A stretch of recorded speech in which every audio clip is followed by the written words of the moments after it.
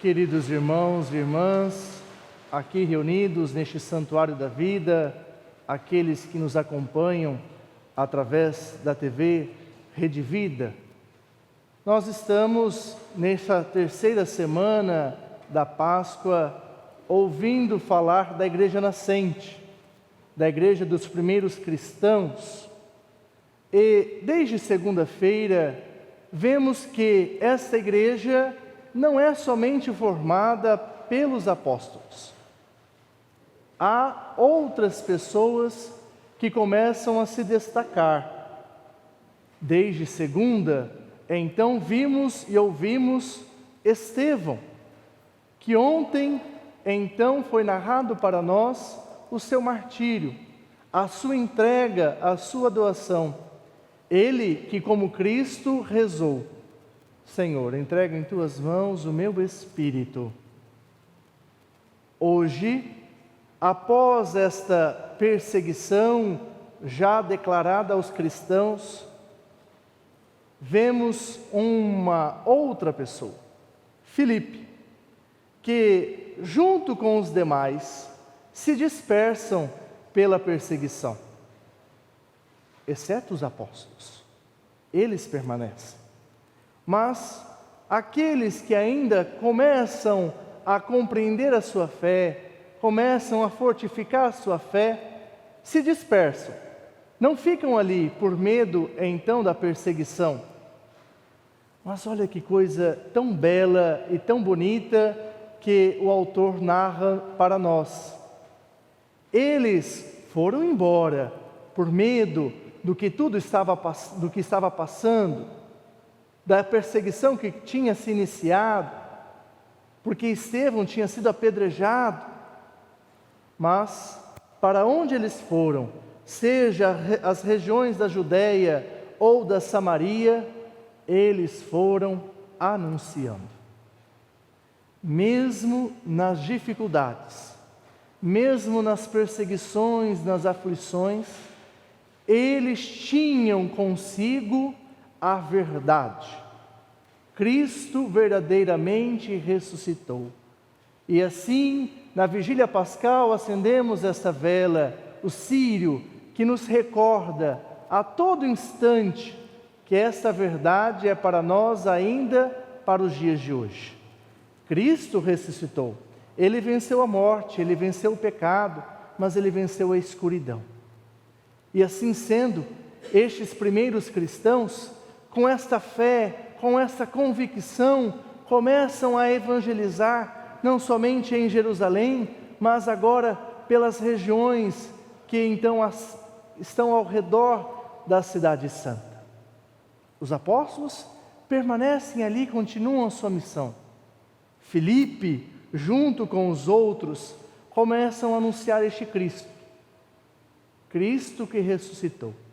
Cristo que também é alimento, e alimento salutar para as nossas vidas.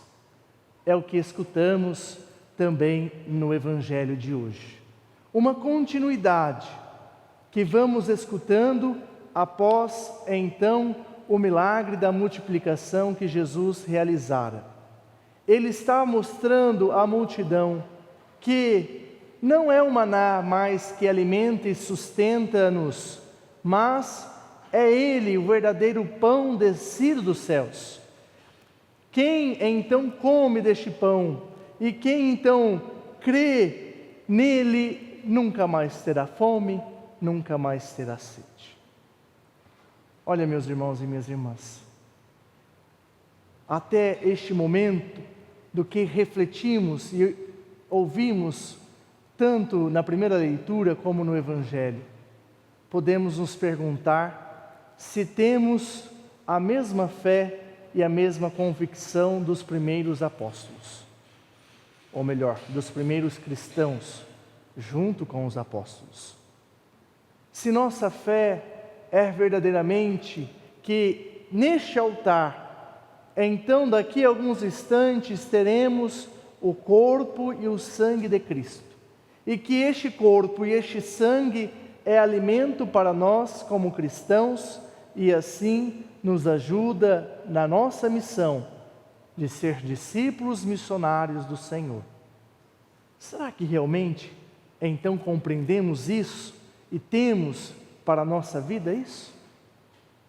Ou, ao contrário dos primeiros cristãos, como escutamos na primeira leitura, quando chegam as perseguições, as dificuldades, as aflições, nos dispersamos, mas para nunca mais tocar no assunto, para nunca mais falar sobre aquilo.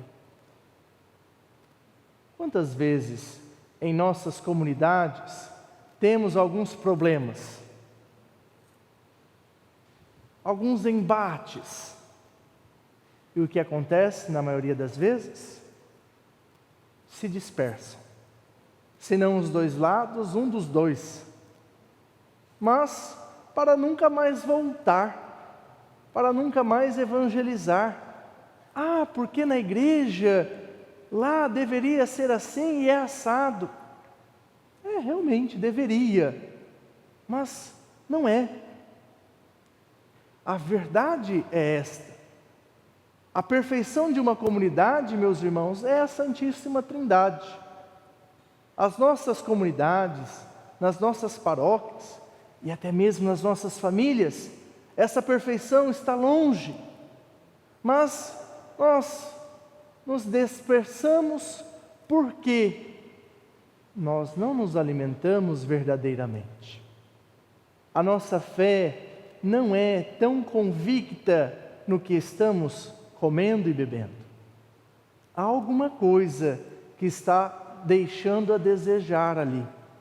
Talvez seja a fé, talvez são algumas atitudes nossas.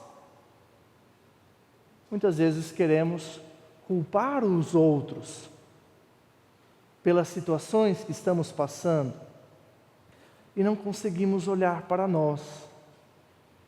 Olha, meus irmãos e minhas irmãs, Cristo então, mais uma vez, revela-nos como sendo este pão vivo descido dos céus.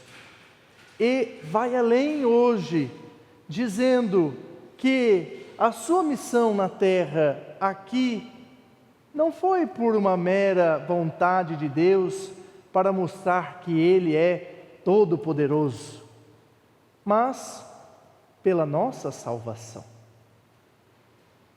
Cristo tinha a missão de não perder nenhum dos seus, e estes seus somos nós, ainda somos nós, porque se aqui estamos em torno deste altar da palavra e da Eucaristia, vivenciando e celebrando a Páscoa do Senhor, é porque Cristo então quer a nossa salvação.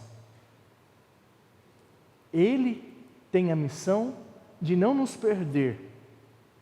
Ele se revela e mostra, através de tantos sinais, esta vontade de Deus, este amor de Deus para comigo, para contigo, para conosco.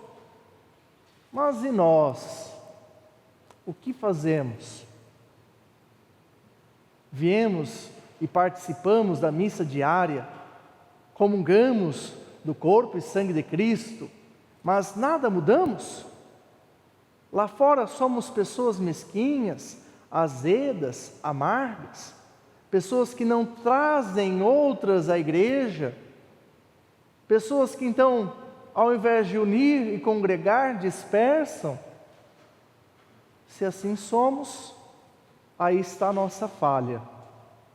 Mas se nós entendemos então que a missão de Jesus neste mundo foi pela nossa salvação e pela salvação de todos aqueles que acreditam nele, nós precisamos então transbordar a alegria da ressurreição que experimentamos naquela vigília. A igreja se alegra, é bonito de celebrar a vigília pascal. Da escuridão se torna luz, as luzes da igreja se acendem. Isso para mostrar e contagiar a alegria que Jesus ressuscitou. Mas vai ficar apenas nisso? Numa celebração? Vamos ficar apenas nisso? Olha, meus irmãos, Cristo espera de nós que aqui estamos, comungando do seu corpo e do seu sangue, que também testemunhemos, saiamos daqui falando sobre Jesus ressuscitado, evangelizemos, e não somente através de palavras, mas através do nosso jeito de ser. É o tal do testemunho, mas o jeito de ser diz tanta coisa e transforma tantas pessoas. Aos irmãos que nos acompanham e rezam conosco através da televisão, você, meu irmão, não está comungando o corpo e o sangue, mas se faz igreja reunida para que então também tenha a força necessária para também evangelizar. E assim, nós precisamos rezar, pedindo a intercessão destes apóstolos, os santos apóstolos, mas também destes primeiros cristãos, que nos dê não somente a inspiração, mas dê a capacidade, as faculdades necessárias para sermos igreja. E sendo igreja, rezemos unidos e reunidos com os nossos cardeais, o colégio cardinalício, que nos próximos dias escolherão o próximo sumo pontífice. Que este seja alguém que tenha um coração misericordioso de Jesus, que este ame as suas ovelhas, que lhe serão confiadas, e que nós sejamos então ovelhas que participemos do redil e assim possamos ser discípulos missionários do Senhor, atravessando a mar, a terra, pontes, anunciando que Jesus verdadeiramente ressuscitou.